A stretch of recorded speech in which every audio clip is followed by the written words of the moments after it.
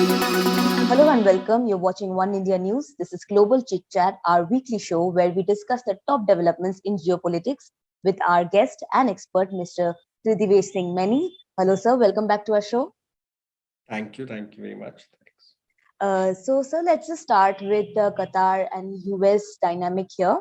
So, on Monday, we know that Emir Sheikh of Qatar he visited Joe Biden in the White House, and it is being said that Qatar is going to become a major non-NATO US ally, right? And it is also known that in 2017, many of the Gulf countries like Saudi Arabia, UAE, Egypt, and Bahrain, they all cut off diplomatic ties with Qatar, and yet that small country persevered. So, and despite all that, it is still gaining quite a relevance to Washington. So, why do you think such a small Gulf country is gaining such significance? Very apt observation. Normally, when we look at the Gulf, when we look at the GCC especially, and Saudi Arabia is considered and it is the most influential. But in recent months, as a result of a number of developments, Qatar has become quite important. Now, when you spoke, when in 2017, when Arab countries imposed an embargo upon Qatar, it was one for its close ties, cordial ties with Iran, and the second was its support for certain Islamist groups, and also there were some other issues as well regarding Al Jazeera and its coverage of events in the Middle East and so on. Now, what has benefited Qatar is that one, it has sort of stood its ground on the issue of ties with Iran. So, if you look at the current negotiations going on in Vienna, Qatar is playing a very important role behind the scenes. And before 2 days before the Emir of Qatar actually visited the US, the foreign minister of Qatar had also gone to Iran, and even there have been statements from the Qataris that we are willing to play a sort of the role of an intermediary between the US and Iran and to calm down tensions. So I think unlike some other countries in the GCC, which have forever been not been able to actually adapt to the changing geopolitical situation and as a result, we've discussed in earlier shows, also have been caught in this, the geopolitical wrangling, for instance, between China and the US and the US and other. So Qatar has somehow managed to carve out some sort of space for itself and also send out a message that it has an independent foreign policy. That's the first part. Now, what that has done is it has also punched above its weight. Many analysts would argue. So, for instance, if you look at the talks between the US and the Taliban, as you know, that leverage which Qatar has gained, vis-a-vis the Taliban, also is very important in the context of its global relevance. So this is Iran, the Taliban. Then even last year, when there was conflict in the Middle East in May 2021 between the Palestinians and the Israelis, at that time also, Qatar was one of the countries which actually played an important role in calming down tensions. And obviously, the US appreciated this role. Washington is, and so basically it's these three things. One is it's obviously its role in the Middle East. It's important geopolitical in the Middle East. The role which it has played even in evacuations of US citizens from Afghanistan after the Taliban takeover, that has obviously played an important role in this decision. Though the US said that in any case and the US and Qatar do have a very close security relationship. There is no doubt about that. But now the next issue on which Qatar is going to play an important role is that obviously it's the sort of largest exporter of LNG, right? So what that means is that if Russia actually invades Ukraine and there is some disruption of supplies to Europe, the US is hoping that that Western Europe's oil requirements can be fulfilled by Qatar. So Qatar has said that it will not be able to do so single-handedly. So this is essentially, these are 3 or 4 issues. And I think obviously, unlike Saudi Arabia, unlike UAE, Qatar does not get has not earlier was not receiving that much of attention, but in that span of time, it has managed to carve out an important geopolitical space for itself. And I may also add that, when in 2017, when the embargo was imposed, at that time first, there were some officials in the Trump administration who did not support this, but Donald Trump actually supported this embargo, saying that any country which has ties with Iran uh, needs to get this sort of treatment. But in 2020, weeks before he actually left office, they sort of negotiated an agreement, and this embargo was lifted. That was also due to the Iran factor played a very important role in that. So I think we are seeing within the Middle East, there are so many, the geopolitical equations are changing so fast, and even the belief that, within the GCC also, we looked at things from simplistic binaries, that is also changing, because obviously, as we have discussed earlier, because one, countries are reforming from within. If you look at Saudi Arabia, UAE, they're trying to change their approach towards economics, towards foreign policy. And then as it is changes, like not just the Abraham Accords, but even there's the Iran factor. The approach towards that is changing, especially of other GCC countries, not just Qatar, but even if you look at UAE and Saudi Arabia, because there's a realization that at some stage there'll be some sort of agreement, or the fact that even if there's no agreement, Iran is going to be an important player. So that has changed the equations, and Qatar was obviously well prepared for that. So I think that now, if you look at this non-NATO ally status, in terms of defense and security cooperation, obviously there are benefits, and there are some agreements which have been hanging on for some time. They will be expedited, but I think it's the 18th country to have been named a non-NATO ally, and within the GCC, it is a second country within the Gulf countries. Kuwait was the earlier one, though of course other Arab countries have been given the status. So speaking of economic developments in Middle Eastern countries, let's talk about the Gulf Financial Center, UAE. So UAE is to introduce a corporate tax in next year, I think mid 2023. And corporate tax is basically the direct tax levied on the net income or the profit earned by a business, right? So can you explain to our viewers that why this tax is going to be levied? Okay. So as I had said, as I alluded to earlier, that UAE and Saudi Arabia, they're beginning to change their economic policies, and there is a reduction. They're seeking to reduce the dependence upon. One is on oil. So they're looking at diversifying their economy. So if you look at the visions in terms of infrastructure and all that, there is a clear thing on that.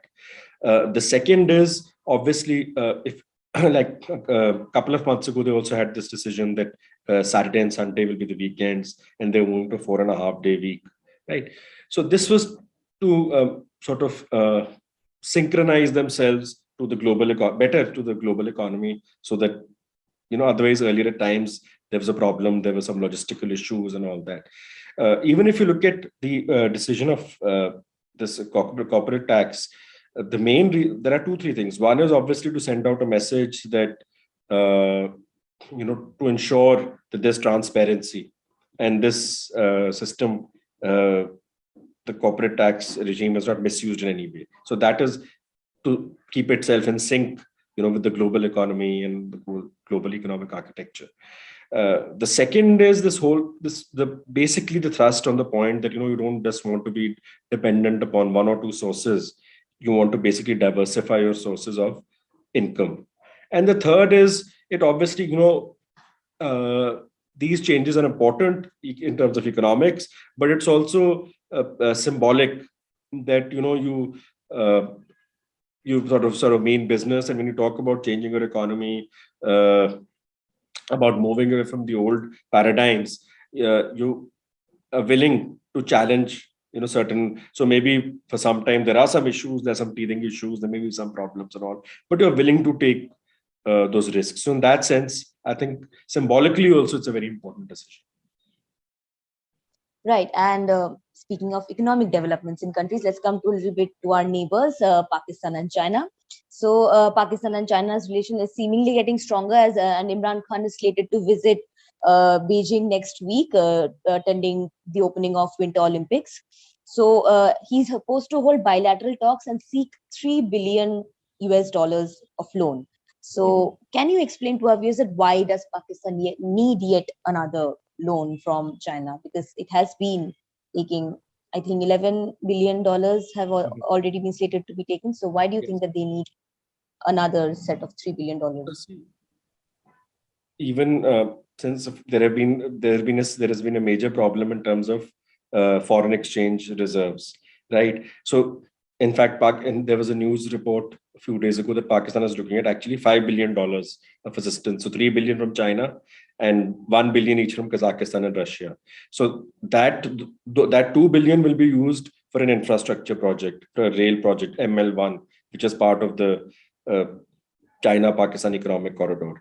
This $3 billion will be used for the foreign exchange reserves towards strengthening those. Now, there are a series of challenges. There was a foreign exchange reserve problem even earlier. So, but in 2018, first, Saudi Arabia bailed out Pakistan. That time, most than China provided assistance. Then you've had, if you look at the domestic economic situation in Pakistan, obviously, like other countries, COVID-19 has posed serious problems. And then, you've had a rise in inflation, right? There has also been a depreciation of the currency. And one of the serious challenge, the major challenge for Pakistan has also been that while, so for instance, I think IMF has approved 1 billion, uh, one more tranche of assistance in the form of 1 billion USD. But what some of the terms and conditions have been very stringent, right? So whether it's raising petrol prices, whether it's raising electricity tariffs, so there have been a series of challenges already. As a result of the economic relationship with China and dependency, there were serious problems, and that is when Imran Khan had taken over in 2018. Now, the COVID-19 pandemic uh, and a number of domestic issues, they've further increased economic challenges. Now, one of the other problems which Pakistan also faces is that obviously it is going to get maximum assistance from China, but it also has to keep on looking continuously at other sources. That is why recently, in the last few months, first, the relationship with Saudi Arabia had deteriorated, but then ties have improved. Saudi Arabia has helped out Pakistan. So this whole its economic challenges on the one hand are also related to uh, this continuous geopolitical juggling and finding sources from where. So that is why even there has been, if you look at the commentary in papers over there, this issue is being flagged about economic challenges, about the need for a new sort of a fresh foreign policy. And at times there is also realization there. I think there are people who also realize that too much dependence upon China. Uh, Obviously, the policymakers don't feel that way, but that is evident in certain analysis. Now, I'd like to point out one more thing, that apart from economic challenges, if you look at the Imran Khan's visit to China, there's one more very subtly. There is this belief in China that the CPEC project has not progressed the way it should have. So it was progressing at a faster pace under the previous government. In fact, initially, when the current PTI government took over, they questioned certain projects also of CPEC. But then later on, obviously, but the Beijing did not take kindly to that. So they said that, they want Pakistani officials not to speak in public. So now during this visit, they'll also find new areas to cooperate and within CPEC, for instance, in the China-Pakistan economic corridor, they're going to look at new sectors where to cooperate, apart from, of course, the $3 billion assistance. And then, Pakistan along with Russia and some other, there are very few countries, because you have one camp which has actually boycotted the Beijing Winter Olympics. So Pakistan, Russia, obviously they have they have predictably extended the support, solidarity to China. So it remains to be seen that, in return for that, what China actually ultimately, how much does, what assistance does it provide? But there are always very strong terms and conditions, which they're quite stringent. If you look at the financial assistance which comes from China, it's not easy. And that is one of the reasons why Pakistan has even been looking to reset ties with the US. And when it says that it wants to have a holistic relationship with the US, they allude to that because the military assistance which US was providing to Pakistan, they had first, during the Trump administration, they had removed that. This was in 2018, beginning of 2018. And even there was a belief that once the Biden administration comes, probably there'll be a rethink in terms of the military assistance, and maybe the Biden administration, like earlier, democratic establishments, basically they were always providing, at least they distinguished between civilian and military assistance, and they were quite generous in providing civilian assistance. That hasn't happened. So this whole, as I said, that on the one hand, there are economic challenges. On the other hand, there's also think of geopolitical balancing, of juggling, and seeing, that what you can get out of it. So continuously, I think there, and even though the IMF has said that, there is stabilization of the economy in Pakistan, these challenges are likely. The IMF itself has said that inflation is likely to go up, and it has also said that if, so far there's a belief that, COVID-19 is stabilized, but if there's another variant, if there's some more disruptions, the economic challenges are likely to exacerbate further. Thank you so much for joining us today, sir. And please join us for the next Global Chit Chat on the next week. Thank you so much.